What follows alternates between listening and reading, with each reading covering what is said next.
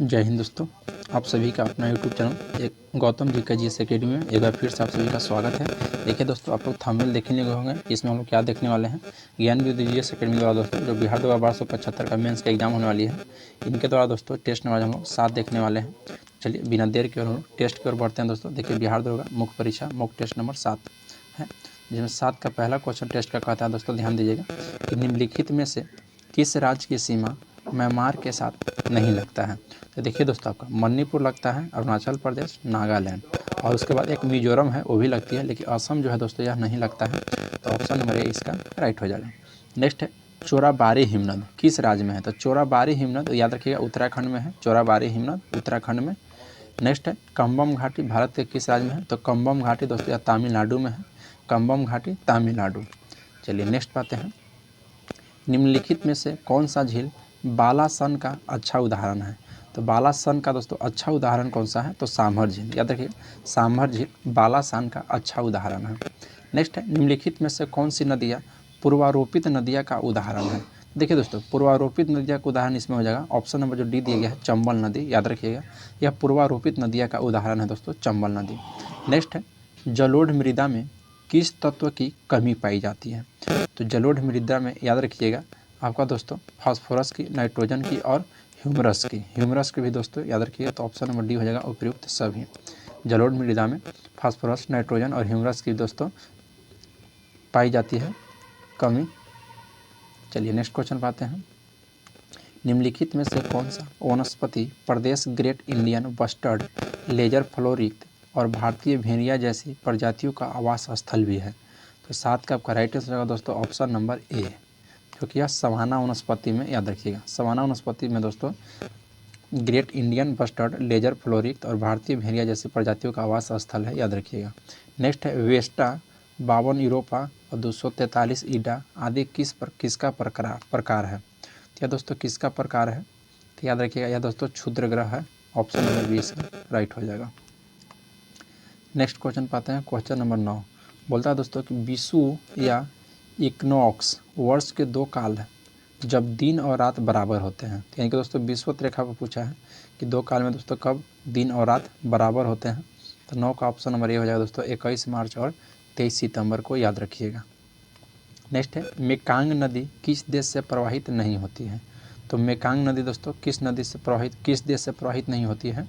तो देखिए फिलीपींस से दोस्तों यह प्रवाहित नहीं होती है, तो ऑप्शन नंबर इसका सी राइट हो जाएगा। बाकी दोस्तों चीन में भी प्रवाहित होती है, थाईलैंड में भी और कम्बोडिया में भी। चलिए नेक्स्ट क्वेश्चन पाते हैं, क्वेश्चन नंबर देखिए 11 बोलता है कि बाल गंगाधर तिलक के होम रूल लीग की स्थापना कहाँ की गई थी। तो बाल गंगाधर तिलक जो थे दोस्तों, यह होम रूल लीग की स्थापना कहाँ किए थे। तो यह पुणे में किए थे, याद रखिएगा। तो ऑप्शन नंबर डी इसका राइट हो जाएगा।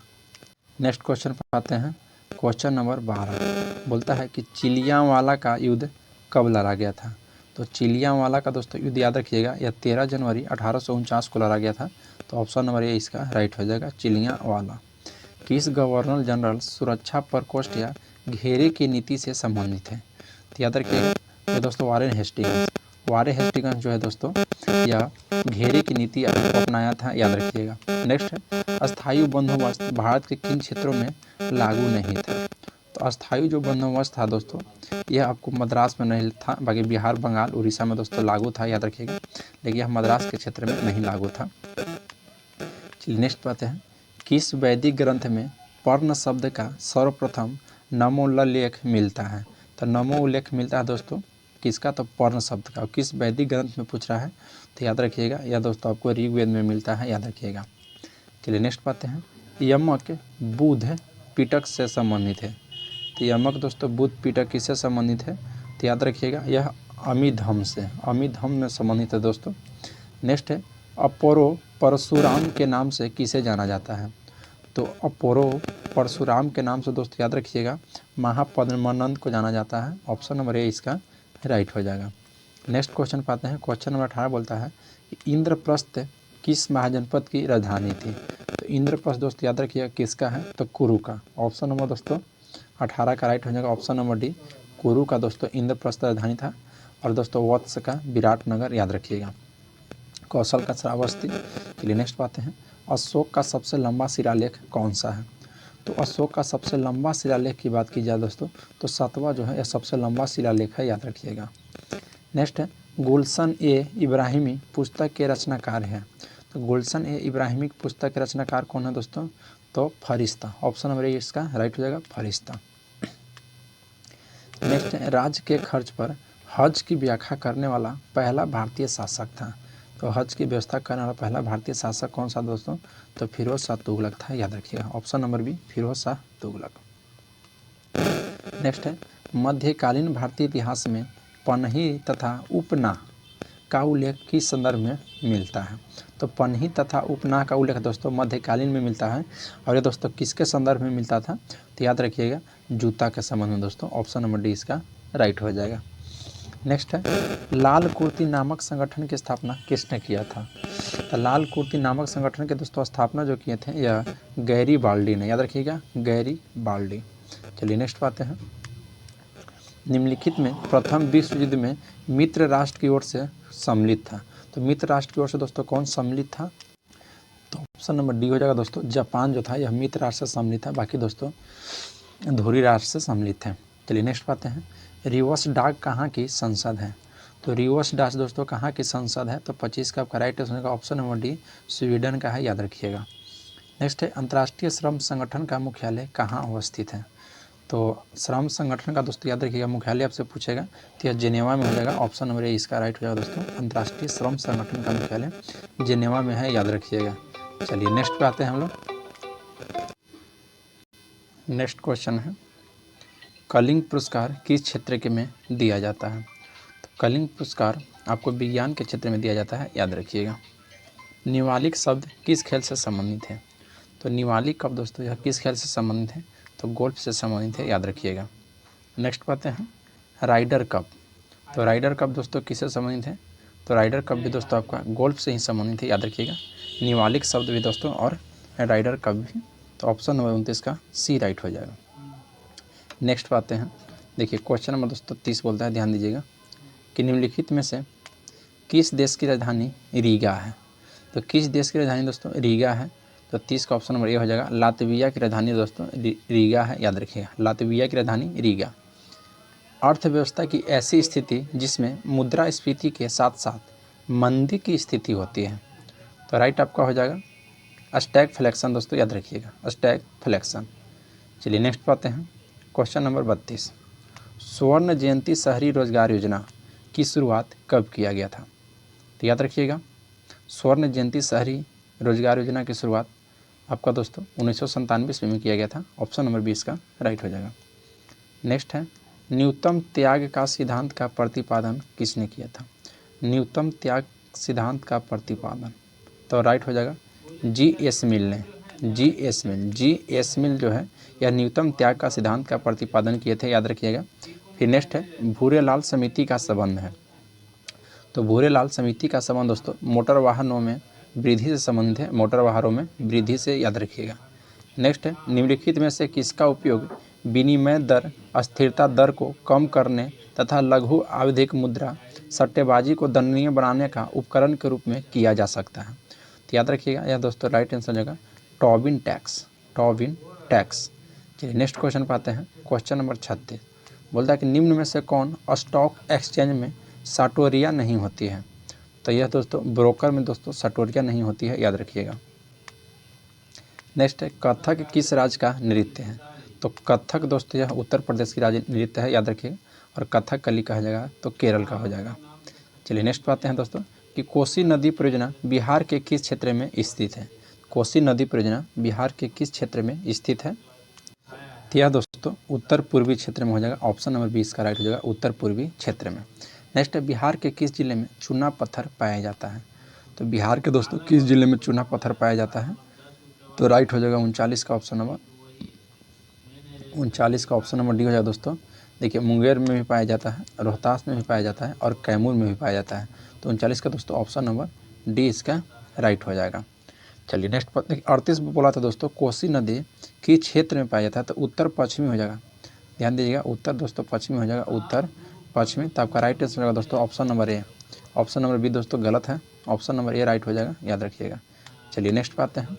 क्वेश्चन नंबर 40 40 बोलता है कि निम्नलिखित में से कौन सा भागलपुर से मिर्जा चौकी की ओर रेल मार्ग में बिहार का अंतिम रेलवे स्टेशन है। तो यह याद रखिएगा दोस्तों, अम्मापाली रेलवे स्टेशन। अम्मापाली दोस्तों रेलवे स्टेशन जो है यह दोस्तों अंतिम रेलवे स्टेशन है, याद रखिएगा बिहार का। चलिए नेक्स्ट है 74वें संविधान संशोधन से संबंधित है। तो 74वें संविधान संशोधन से संबंधित दोस्तों नगर पालिका से है, याद रखिएगा। और ये दोस्तों ग्राम पंचायत दोस्तों 73वां संविधान संशोधन से है, याद रखिएगा। चलिए नेक्स्ट पाते हैं क्वेश्चन नंबर देखिए 42। क्वेश्चन नंबर 42 क्या कहता है, ध्यान दीजिएगा कि निम्नलिखित में कौन सा व्यक्ति भारत के प्रधानमंत्री बने जो कभी भी किसी राज्य के मुख्यमंत्री नहीं थे। तो कौन से दोस्तों कभी भारत के प्रधानमंत्री भी हैं लेकिन कभी भी किसी राज्य के मुख्यमंत्री यह नहीं रहे थे। तो 42 का आपका राइट आंसर होगा दोस्तों ऑप्शन नंबर बी, चंद्रशेखर, याद रखिएगा। चलिए नेक्स्ट पाते हैं भारतीय संविधान का अनुच्छेद 148 संबंधित है। तो यह दोस्तों नियंत्रण एवं महालेखा परीक्षक से संबंधित है, याद रखिएगा। नेक्स्ट पाते हैं क्वेश्चन नंबर 44। निम्नलिखित में से कौन सी संस्था संवैधानिक है। तो कौन सी संस्था दोस्तों संवैधानिक है। तो राज्य लोक सेवा आयोग दोस्तों संवैधानिक है, याद रखिएगा। नेक्स्ट पाते हैं किसी अधिनियम द्वारा गवर्नर का पद नाम बदलकर भारत का वायसराय कर दिया गया था। तो भारत का वायसराय कर दिया गया था दोस्तों। तो राइट आंसर हो जाएगा ऑप्शन नंबर ए, 1858, याद रखिएगा। 1858 अधिनियम के तहत गवर्नर का पद बदलकर भारत का वायसराय कर दिया गया था, याद रखिएगा। नेक्स्ट पाते हैं भारतीय संविधान में राज्यसभा के सदस्यों के लिए नामांकन संबंधी प्रावधान किस देश के संविधान से अधिग्रहण किया गया है। तो 46 का आपका राइट आंसर हो जाएगा ऑप्शन नंबर डी, आयरलैंड, याद रखिएगा। राज्यसभा के सदस्यों के लिए नामांकन जो संबंधी प्रावधान है दोस्तों यह आयरलैंड के संविधान से ग्रहण किया गया है। नेक्स्ट है अल्पसंख्यक शब्दों को संविधान के किस अनुच्छेद में परिभाषित किया गया है। तो अल्पसंख्यक के दोस्तों संविधान के किस अनुच्छेद में परिभाषित किया गया है।